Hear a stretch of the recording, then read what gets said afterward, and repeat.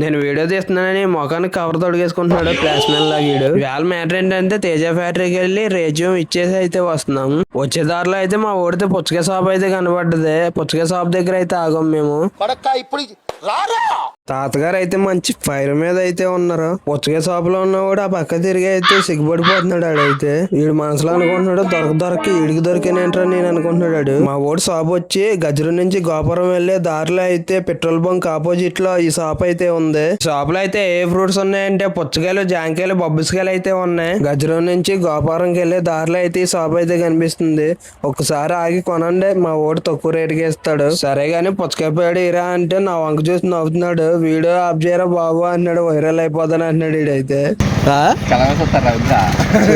మా ఓడైతే video of చేయరా బాబు చాలా మంది చూస్తారు ఈ వీడియో అయితే అంటాడు. సరే గానీ పుచ్చకాయ పేడు ఇరా ముందా అన్నాను. పుచ్చకాయ పేడు అయితే ఇస్తున్నాడు వీడు. వీడు ఇలా పుచ్చకాయ పేడు ఇచ్చాడో లేదో వెంటనే వీడియో తీస్తున్నానని దోకడిపోతున్నాడు వీడు.